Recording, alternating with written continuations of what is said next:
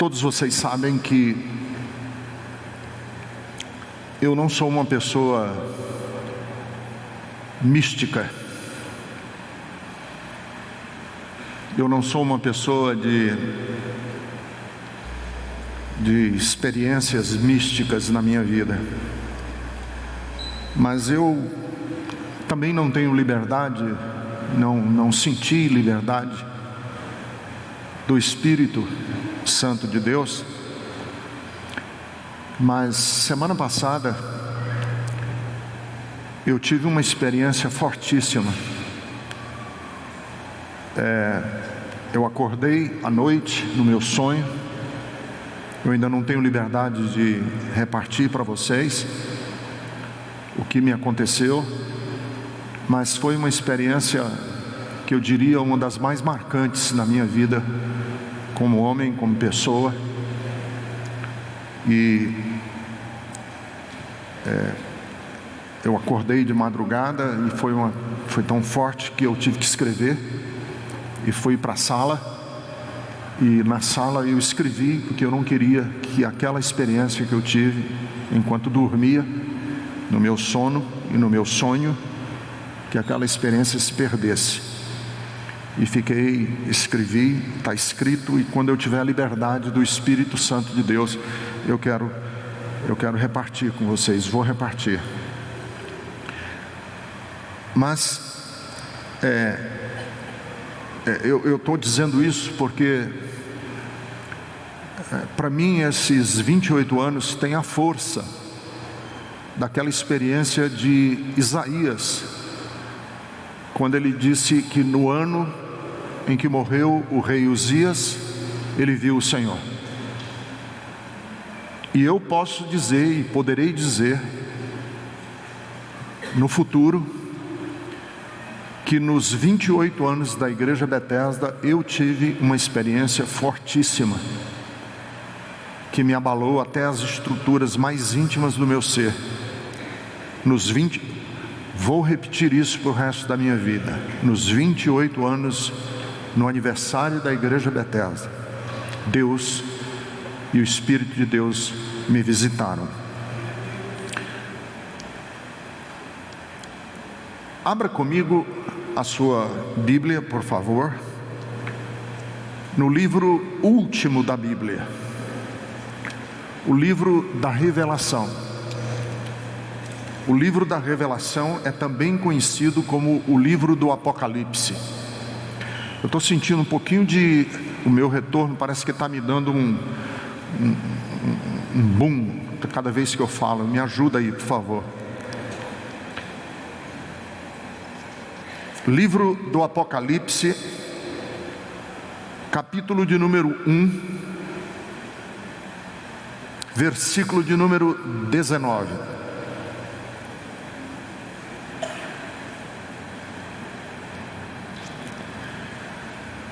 Escreva, pois, as coisas que você viu, tanto as presentes como as que acontecerão. Este é o mistério das 7 igrejas, ou das 7 estrelas, que você viu em minha mão direita, e dos 7 candelabros. As 7 estrelas são os anjos das 7 igrejas, e os 7 candelabros são as 7 igrejas. As 7 estrelas são os anjos das 7 igrejas, e os 7 candelabros são as 7 igrejas. Eu tive a oportunidade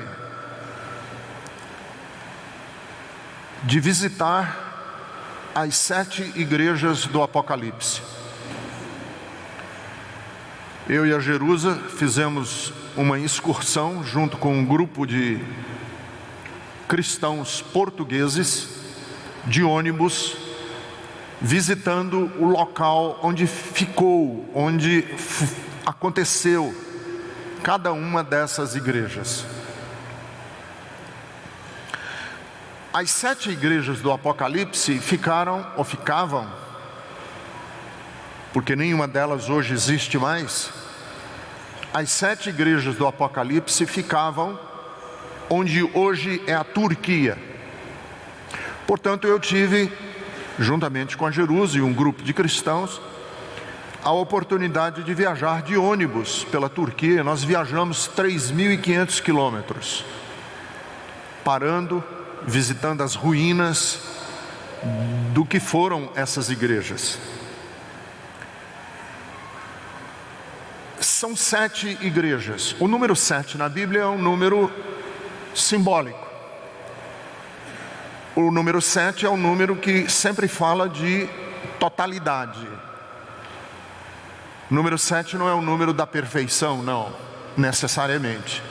O número 7 é o número que completa, que faz uma totalidade. Por que são 7 igrejas? Porque se pegarmos o perfil de cada uma das igrejas, e eu vou já falar de cada uma rapidamente, se somarmos o perfil dessas 7 igrejas, nós temos o perfil de qualquer igreja. Porque são 7, e quando as 7 se compõem, elas revelam e expressam o que deve ser a igreja, ou o que é a igreja, ou o que representa a igreja. São modelos. 7 igrejas, particularmente, compõem o que seria uma maquete, um modelo, um estereótipo, uma metáfora de igreja. E o que é interessante é que Jesus diz que ele tem um recado ao anjo da igreja. E há uma disputa, há um debate, há uma questão entre os teólogos, se esses anjos são os pastores da igreja, ou se esses anjos são anjo. Se o recado de Jesus é para o anjo da igreja e o anjo é apenas uma metáfora do pastor, Jesus tem um recado para o Otacílio, para o Mardes, para o Laércio, para a Gigi, para o Fernando, para a Fátima, para a Thelma, pastor Mário, para o Will, para o Eliel, para o Vili, para a pastora Jerusa, para mim. Tem um recado. Mas ele não tem um recado só para o anjo, porque ele disse que na sua mão direita ele tem as 7 estrelas, que são os anjos, mas na outra mão ele tem um candelabro, um castiçal. E esse castiçal é a igreja. E essa igreja é você. São todos esses que se batizaram hoje nas águas, porque quem se batiza nas águas passa a fazer parte não da igreja física, mas faz parte da igreja mística, a igreja espiritual. A Bíblia diz que nós somos todos pedras vivas, compondo um templo não feito de pedras materiais, mas de pedras espirituais. Então Jesus tem um recado, e eu fiquei pensando durante essa semana, porque eu tive uma experiência fortíssima com Deus, que se Jesus entrasse na Betesda hoje, qual seria o recado que Jesus daria para mim, para os pastores e para as pedras vivas, que são todos nós, são todos vocês. Para 2 igrejas, Jesus tem só elogios. As 2 igrejas são Esmirna e Filadélfia. Só elogios, só coisa boa. Para 2 igrejas, Sardes e Laodiceia, Jesus só tem reprovação. Vocês foram reprovados, vocês fracassaram. E para 3 igrejas, Éfeso, Pérgamo e Tiatira, ele tem um mix, uma mistura de elogios e de exortação, de conselhos e de reprimenda. Quem são essas 7 igrejas?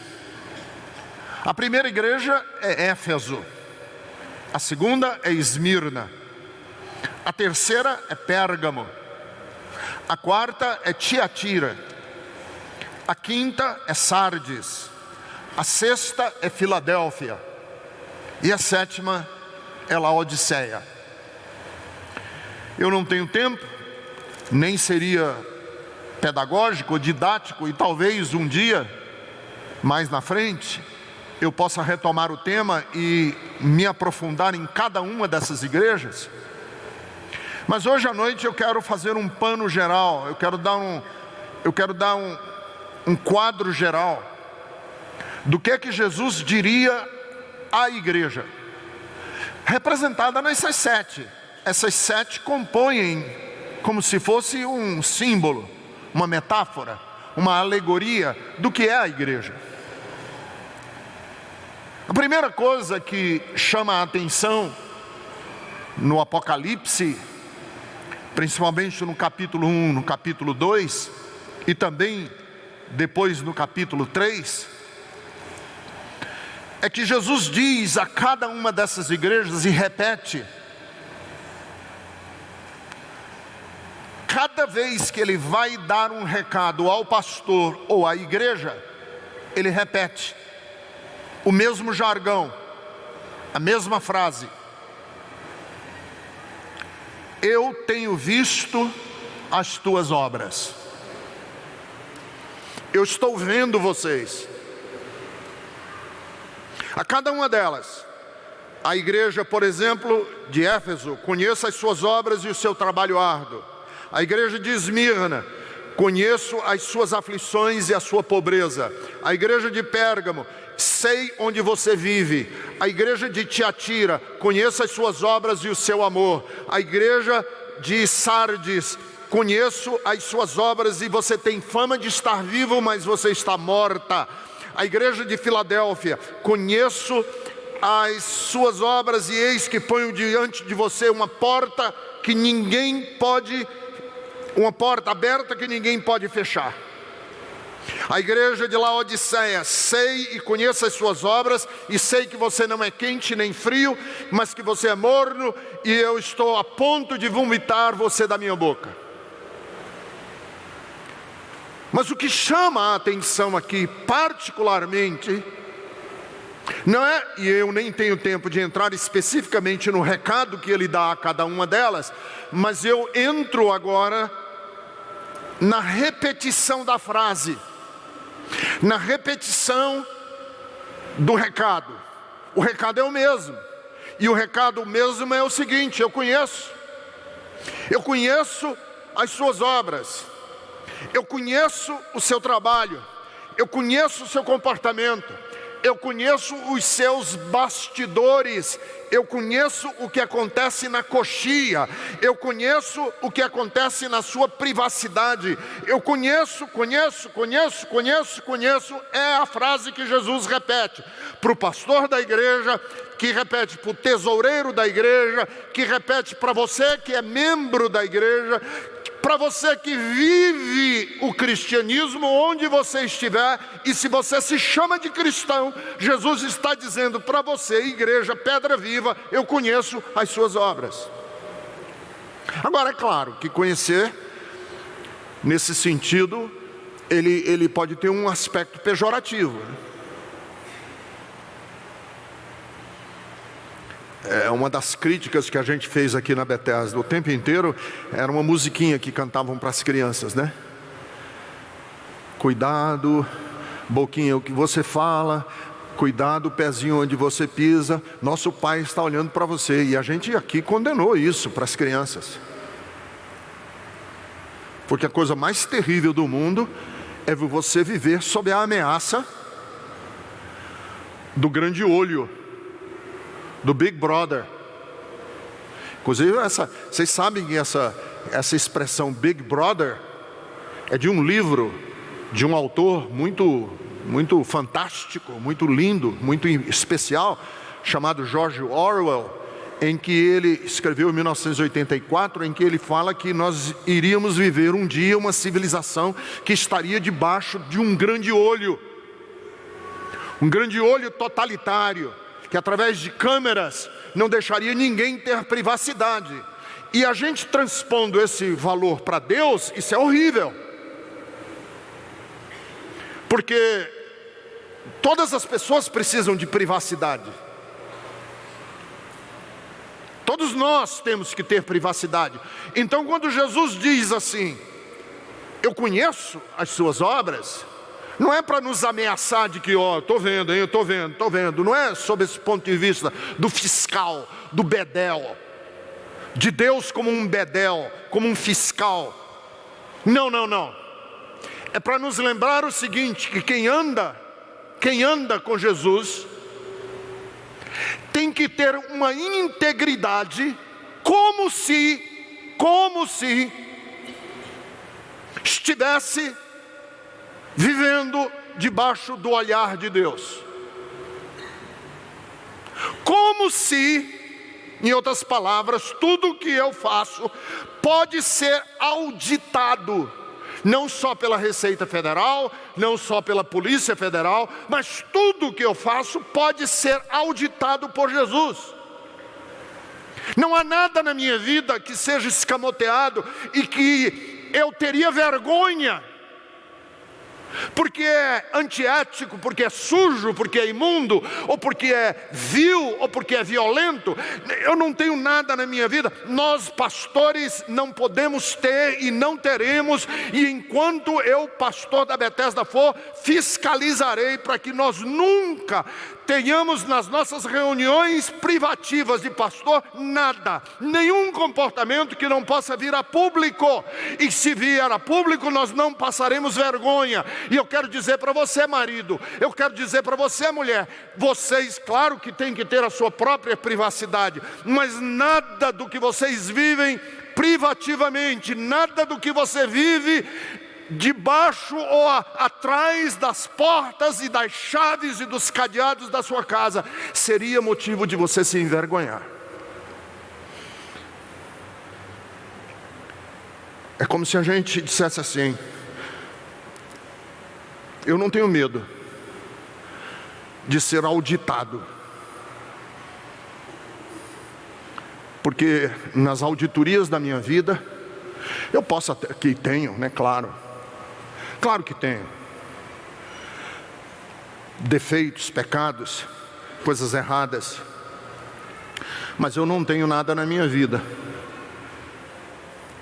que eu esteja maquinando, arquitetando, conspirando, estrategizando com perversidade, com desonestidade, com maldade, com violência, com querer o mal de ninguém, porque eu sou de Jesus.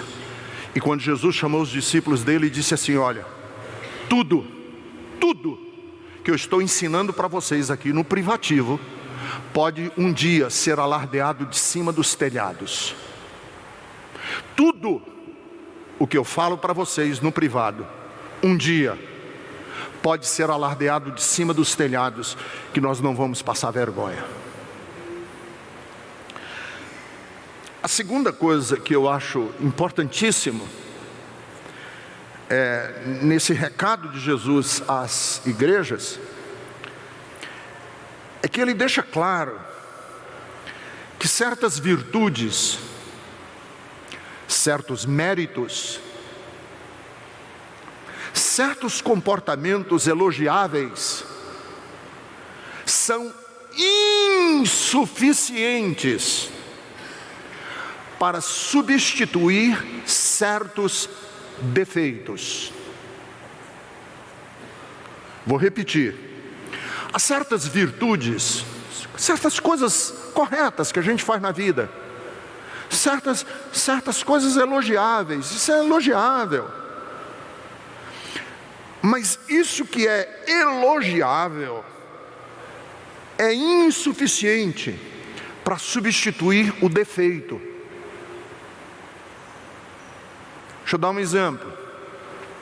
Não, eu sou um pai ausente, mas eu dou iPhone de última geração para os meus filhos. Não, puxa vida, é lindo isso, você se preocupar de dar um iPhone de última geração para os seus filhos, mas não substituir. Entendeu? Eu sou uma mãe ranzinza, chata, dentro de casa, mas eu levo minha filha para o balé todos os dias. Poxa vida, é lindo você levar a sua filha para o balé, eu acho legal isso, mas não substitui, não compensa. Porque isso fica bastante claro quando Jesus fala, por exemplo, à igreja de Éfeso. Quando ele diz assim, olha, capítulo 2, versículo 2: conheço as suas obras, Éfeso, Betesda, eu conheço as suas obras, seu trabalho árduo, sua perseverança. Sei que você não pode tolerar homens maus e põe à prova os que dizem ser apóstolos e não são, e descobriu que eles são impostores. Você tem perseverado, suportado sofrimento por causa do meu nome e nem tem desfalecido, porque você é uma igreja corajosa.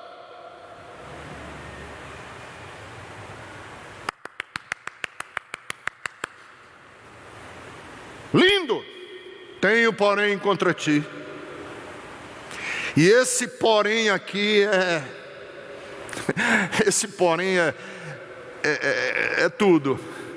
Tenho porém contra ti isso: você abandonou o primeiro amor.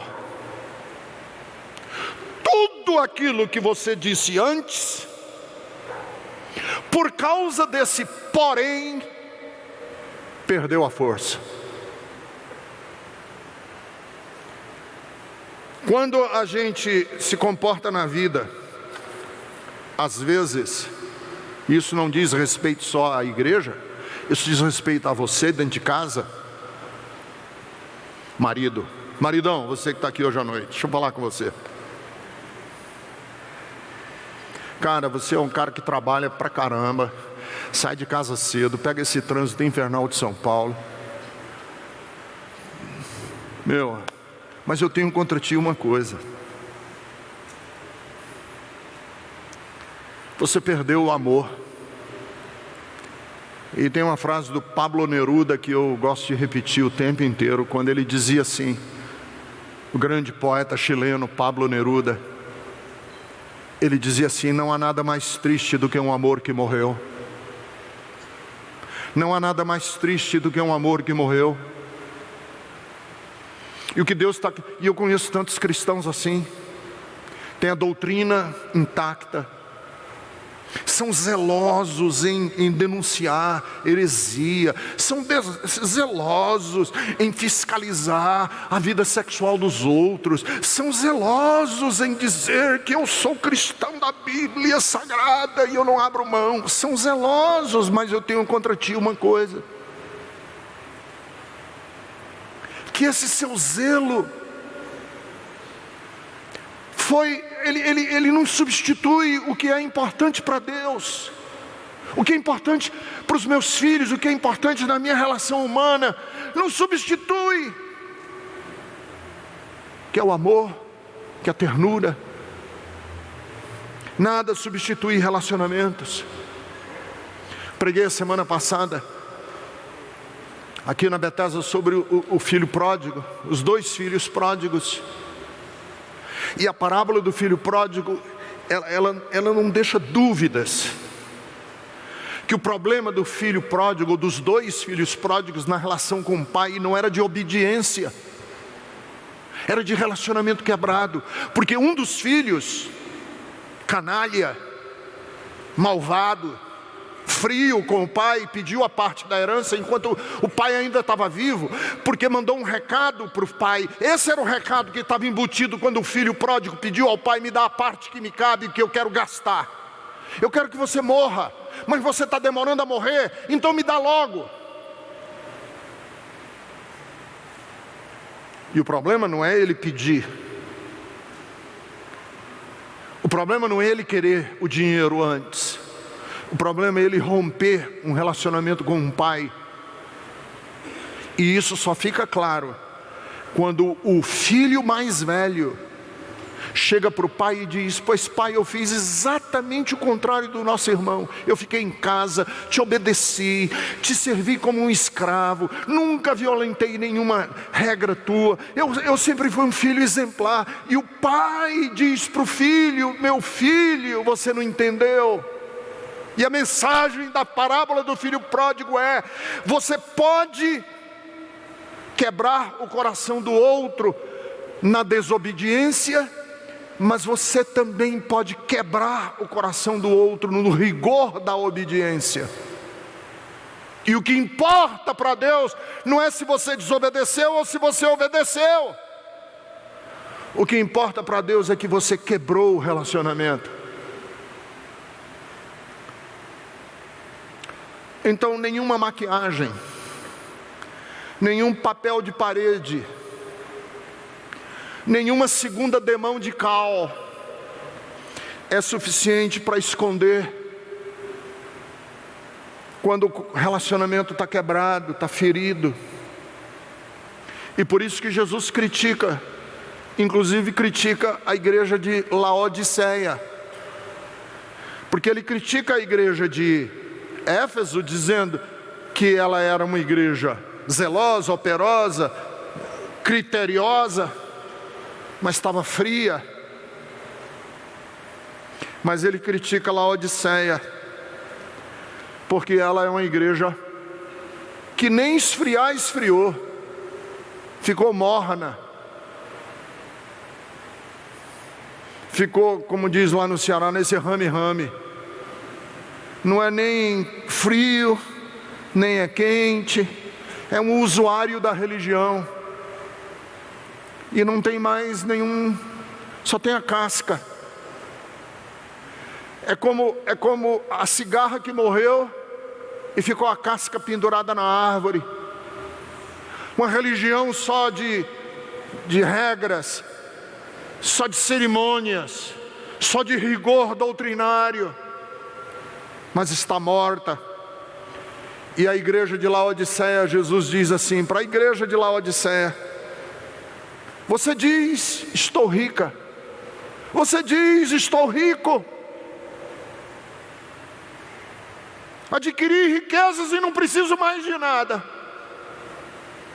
Mas você não reconhece que você é miserável, digno de pena, pobre, cego e está nu. A vida cegou a igreja de Laodiceia para o que ela mais precisava. E eu quero dizer para vocês que o âmago da mensagem do Evangelho é se você ama. Se os sentimentos estão enternecidos, se a alma está sensível. Por quê? Porque em todas as igrejas, cada uma delas, Éfeso, Tiatira, Filadélfia, Sardes, todas elas, quando ele termina o recado, ele diz assim: quem tem ouvidos para ouvir, ouça. Porque uma coisa é ouvir mecanicamente, e nós temos pessoas aqui que são surdas. Nós hoje batizamos 2 surdos que não ouvem fisicamente, porque a questão não é o ouvir físico. Quem tem ouvidos para ouvir, ouça. É uma sensibilidade de alma, é uma capacidade de enternecimento do coração, que eu ouço o imperceptível, eu sou tocado pelo intangível, eu vejo o invisível, porque o Espírito de Deus se move em mim. Mas a todas as igrejas ele também diz uma terceira coisa: ao vencedor. Ao vencedor. Quer dizer, ao vencedor ele tem prêmios. Ao vencedor ele dá um galardão. Mas ao vencedor quer dizer o quê? Porque aqui em todas as cartas e todos os recados a todas as igrejas ele termina dizendo assim: ao vencedor. Por exemplo, em Éfeso: ao vencedor eu darei de comer da árvore da vida. Em Esmirna: ao vencedor receberá a coroa. Em Pérgamo: ao vencedor vai comer do maná e vai receber uma pedra branca com um nome secreto escrito nela, e será o seu novo nome. A Tiatira vai ter autoridade sobre as nações. A Sardes vai vestir-se de branco e saber que o nome dele nunca mais será riscado do livro da vida. A Filadélfia, ao vencedor, será coluna no santuário e terá o nome de Deus tatuado na pele. Laodiceia vai ter o direito de se sentar num trono, não de ferro, mas no trono de Jesus, no trono de Deus. Por que ele diz ao vencedor? Vencer o quê? E aqui é uma denúncia, né?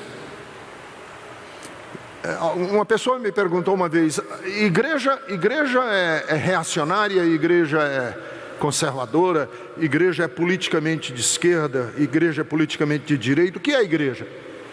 Eu estava numa conferência e me fizeram essa pergunta. Eu falei: olha, a igreja é humana. Em igreja você tem gente de esquerda, tem gente de direita, tem gente conservadora, tem gente reacionária. Igreja tem gente fascista, tem gente racista. Igreja tem gente boa, tem gente poética, tem gente sensível. Igreja tem de tudo, porque igreja é um corte da sociedade humana. Santo Agostinho dizia que igreja é santa e prostituta ao mesmo tempo. Santo Agostinho. A igreja ela é um sistema que pode ser sociologicamente adoecedor, psicologicamente patológico, e pode ser fonte de saúde, fonte de sentido. Por isso, igrejas podem adoecer e igrejas podem salvar.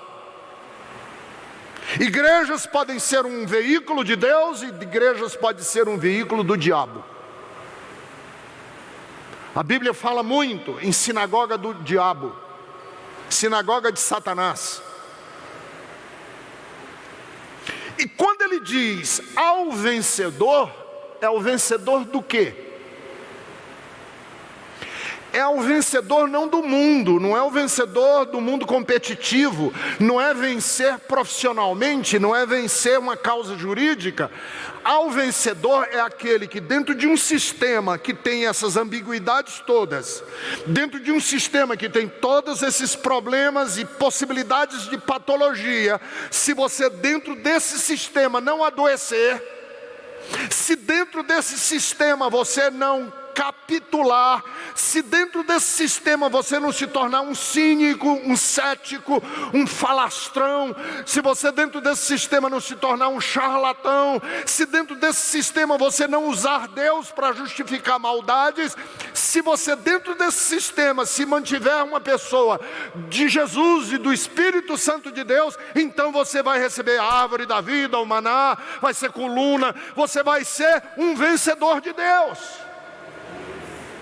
Se dentro desse sistema você não se acabar. Por isso, o quarto lugar que nós que eu quero falar aqui para vocês no aniversário da Igreja Bethesda é que os parâmetros humanos de sucesso e de triunfo, eles são diversos, porque os critérios e a régua com que Deus mede homens, famílias, igrejas, são diferentes dos nossos. A igreja de Esmirna, o texto diz assim: você é pobre, você é aflita, mas é rica. A igreja de Laodiceia tem muito dinheiro, mas está nua. Em Sardes,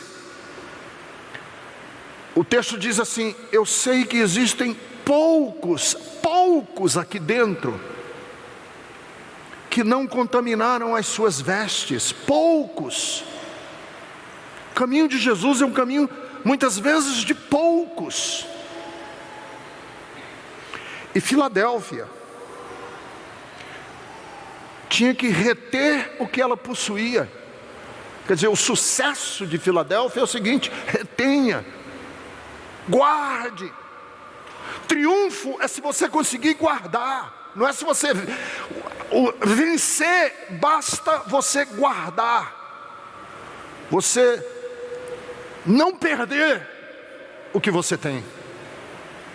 Então, onde eu quero chegar com vocês é que os padrões humanos de sucesso e de triunfo não são os padrões de Deus. Porque a gente olha para alguém que é rico e a gente diz assim: pô, esse cara é um sucesso. E Jesus está dizendo assim: não, ele é pobre, ele é cego e ele está nu.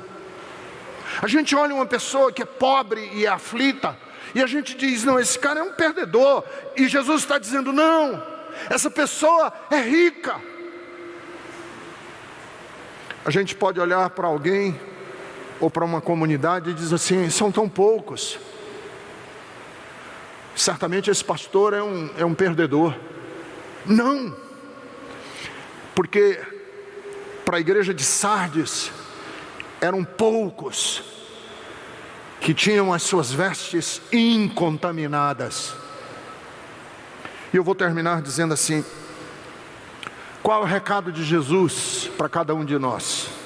O recado de Jesus para cada um de nós será de acordo com a nossa realidade. Para uma igreja, ele é aquele que tem as 7 estrelas em sua mão direita e anda com os 7 candelabros de ouro na sua outra mão.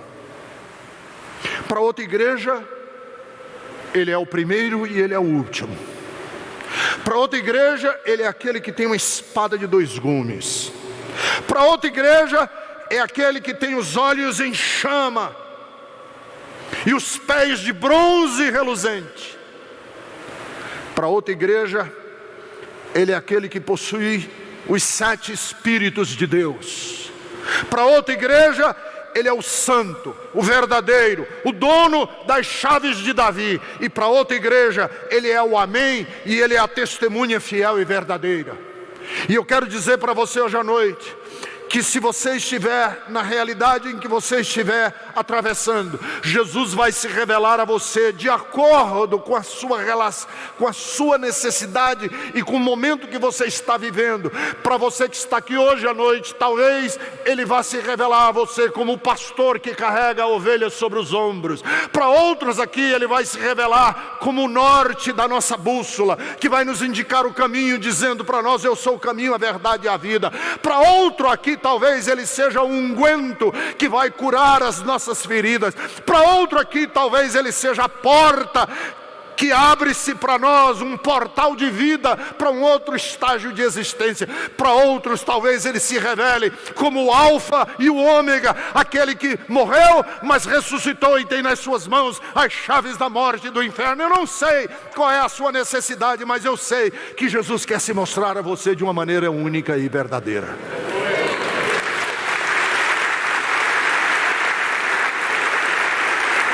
E eu fico pensando, o que é que Jesus quer mostrar para a igreja Bethesda como comunidade? Eu acho que Ele quer falar para nós que a gente pode vencer, que não importa qual é o esquema e qual é o sistema, e nem importa qual é a circunstância histórica que nos rodeia, nós podemos ser mais do que vencedores em Cristo Jesus. Nós podemos sobreviver ao sistema, e nós podemos ter uma comunidade de fé com todas as suas complexidades e ambiguidades. Uma comunidade de fé em que o Senhor diga para essa comunidade de fé o que Ele disse para a igreja da Filadélfia, quando Ele diz assim: eu coloco diante de você uma porta aberta e ninguém vai fechar, porque eu sei que você tem pouca força, mas guardou a minha palavra e não negou o meu nome. Veja que o que farei com aqueles que são a sinagoga de Satanás e que se dizem judeus, mas não são mentirosos. Farei com que se prostrem aos seus pés e reconheçam que eu amei a Betesda. E eu quero isso de Jesus. Senhor, eu quero que todos saibam, apesar de qualquer coisa, que Tu estás com Teu olhar amoroso sobre a nossa comunidade. E é isso que eu quero para a sua família, que Deus esteja com o olhar amoroso dele sobre a sua família. E eu quero isso para a sua vida, que Ele esteja com o olhar dele amoroso sobre a tua vida. As tuas forças são poucas, mas eis que eu vou colocar diante de você uma porta e que ninguém vai fechar, para a glória do nome de Jesus. Amém?